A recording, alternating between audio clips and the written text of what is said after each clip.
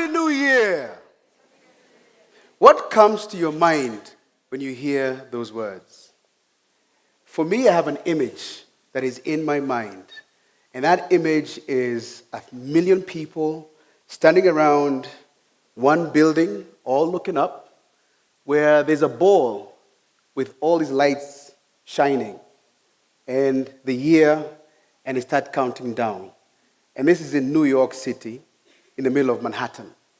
And you hear millions of people screaming, 10, 9, 8, all the way down till 1. Then they all scream, Happy New Year. August 1987. I was at the airport, JKIA, and my parents had put me up in a plane and told me to go to the US and do my further studies. I remember my dad telling me before I walked through those doors for immigration, he said, do not miss that connecting flight. If you're like me, I had never been on a plane before. I never knew what those words meant. But when your parents tell you, do not miss that flight, do not miss that flight. So I got on the plane and we took off.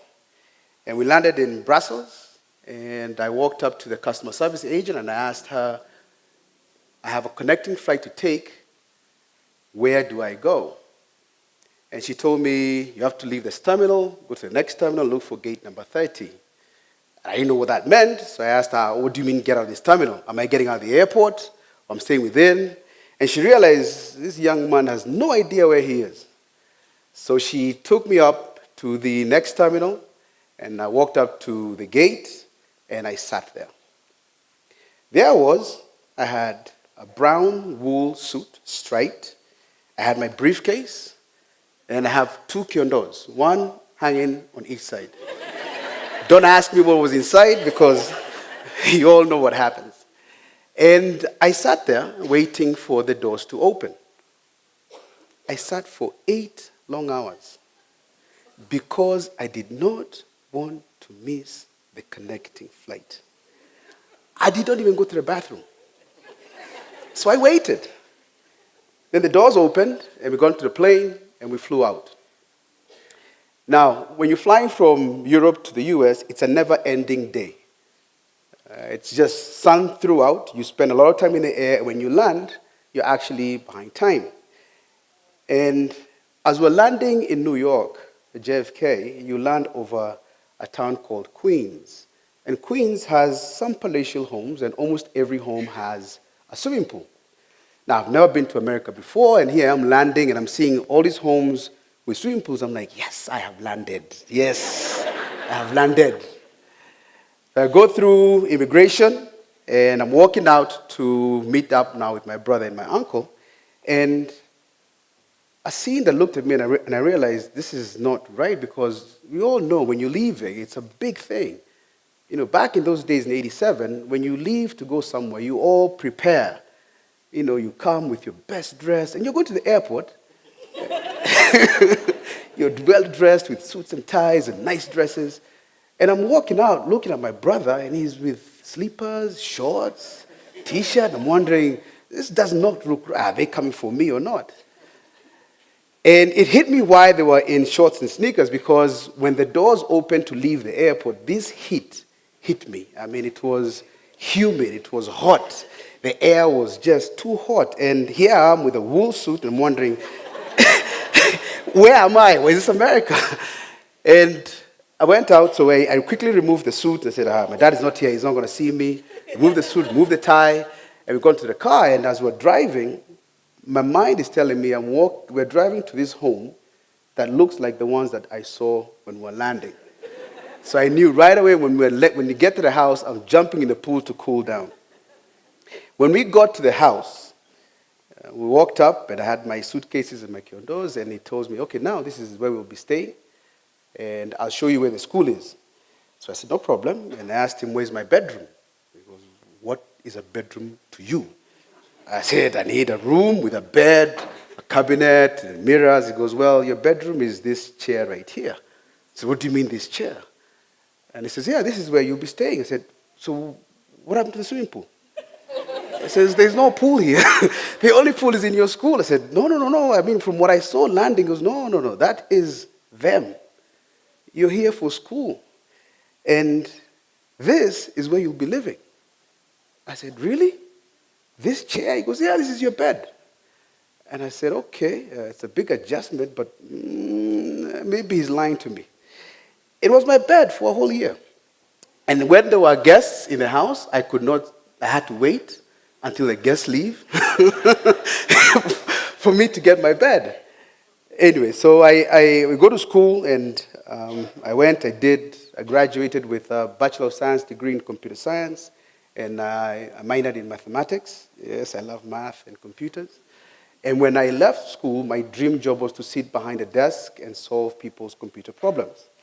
And any report that you needed, issue you had with your laptop, your keyboard, bring it to me, I'll resolve it. When I got my first job as an intern. And I worked for this company that manufactures clothes for women. It's called Claiborne, and I was there for 14 years. But the first year of my internship was one of the most difficult times I've had. If you've ever worked in the US, or if you've ever been to the US, there is an underlying factor about racism that you don't know or you've not experienced. And it is one that is daunting to you and I because we've never grown up with it. But for those who have and see it, know what it is. I did not know what it was. And it took me about a year to realize that I'm an intern who is temporary, and I will not get a permanent job because, one, I'm black. Two, there are other white people who will come, and they did. They came, and I trained them on the skills that I had, and I saw them get employed, they get full employment with the benefits, and here I am without any benefits but yet employed. And these same guys who I trained were the same guys who would come later and ask me questions, how do I fix this, how do I fix that? And I realized there was a mistake here because why am I being overlooked when the other guys have been hired? And the majority of them that were hired were white.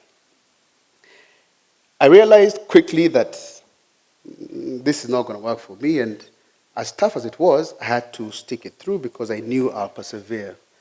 And my first manager who came and who was non-white, he came and realized my potential, said, this guy is one we have to hire.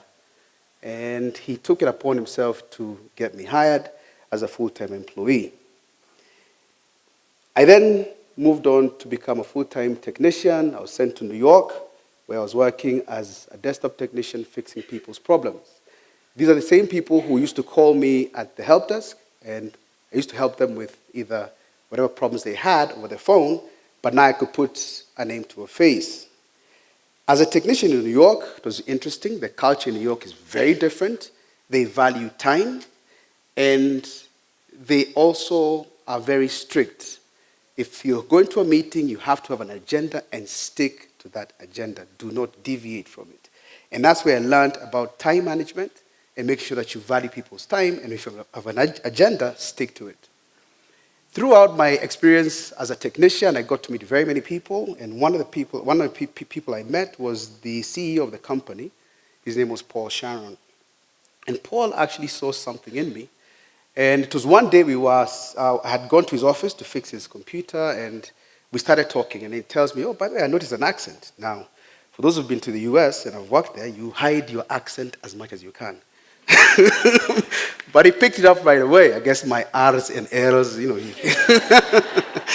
So then, so I talked to him, and he told me, by the way, I noticed your accent. I said, yeah, I come from Kenya. He tells me, oh, my son had actually gone to climb Mount Kilimanjaro. I said, oh, that's fantastic. And did he ever go by Kenya? He goes, yeah, he did. And now that you're there, do you know anybody who can help him when he goes back? I said, yes. And that's where we started having a very good conversation with him. And then he saw, what I could bring to the table. And then he's the one who recommended for me to now be promoted to become a manager at IT. Now, the journey there was not easy, but the camaraderie I had gained and the friendship that I had with the people who I worked with worked out very well. Now here comes this one day. I was used to taking the train from my house to New York, but this one day was very, very different. The day was August in 2004. August 2004, I left my house, same way I always did, but this time felt very different. On the way to New York, grabbed my newspaper, was reading it as I was in the train, and when I got to New York City, I got out the train station, and I felt this pleasing feel. It's August, the middle of summer, it's hot, and I'm walking to New York City. I got onto the building where I always worked and climbed up the elevator, got into the elevator, and we climbed up to the 22nd floor. When I got to the 22nd floor, something different about it was the fact that I had keys in my hand. And these keys were to a corner office overlooking Times Square, the same place where that ball drops. But now, instead of looking at it up in the sky, I was looking at it dead center from my office. This young man, born in Banana, Kiambu County, was opening up his own corner office in a building called 1441 Broadway, overlooking Times Square, where millions of people come from all walks of life to hear those famous words. Happy New Year!